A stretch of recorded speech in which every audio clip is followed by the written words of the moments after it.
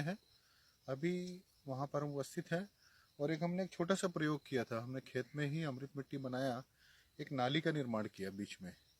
इसका नतीजा ये हुआ कि अर्थवर्म्स, केचुआ बहुत ज़्यादा, घेंगरवा जिसको हम बोलते हैं, बहुत ज़्यादा आ रहा है और बैक्टीरिया बहुत ज़्यादा आ गया। और मिट्टी इतना मुलायम हो गया है कि आप हाथ से भी यहाँ से 4-5 फीट ज़मीन को खोद सकते हैं। और इसमें यदि आप खेती करेंगे, आपको तो ना किसी को खाद, यूरिया, दवाई डालने का ज़रूरत नहीं है। देसी बीज के साथ आप खेती करेंगे और 1/4 पानी में आप इसका फसल ले सकते हैं। तो अभी हम इसका जो प्रयोग किए हैं एकदम फ्रेश है। अभी हमने इसका घास को साफ किया है। अभी हम इस मिट्टी को निकालेंगे। तो आप देखिएगा, इसको मिट्टी को निकालते हैं तो ज़मीन कैसे होता है। आप इधर आके निकालिए ना मिट्टी को। आ जाइए, आ गया। हाँ, उसको छोड़ दीजिए, मिट्टी निकाल दीजिए। इधर कहीं भी आप खोदिए। हमने यहाँ से लेके पूरा आखिरी तक यहाँ पे लगभग 200 फीट का ये नाली का निर्माण किया है। ये मिट्टी आप दिखाइए। ये जो मिट्टी जो आप देखिए, ये हाथ से एकदम सहजता से निकलते जा रही है। और इसमें जो हम बोलते हैं एनपीके के लिए इतने भरपूर मात्रा में सारी चीज़ें, नाइट्रोजन हो चाहे पोटास हो, सारी चीज़ें इसमें उपलब्ध है इस मिट्टी में। और इस मिट्टी में हम यदि किसान भाई खेती करेंगे, सब्जी लगाएंगे, तो बहुत ही अच्छा फसल होने वाला है और बहुत स्वादिष्ट और ज़्यादा फसल देगा।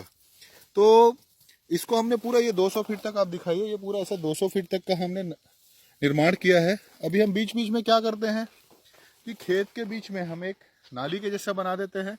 तो बीच खेत में हम इसको बना लेते हैं। जब ये 60 दिन या 120 दिन के अंदर में बन जाता है, जब बन जाता है तो हम इसको सीधा रापा से या चलनी से डालते हैं। तो इसमें ढेर सारे अर्थवर्म्स आ जाते हैं।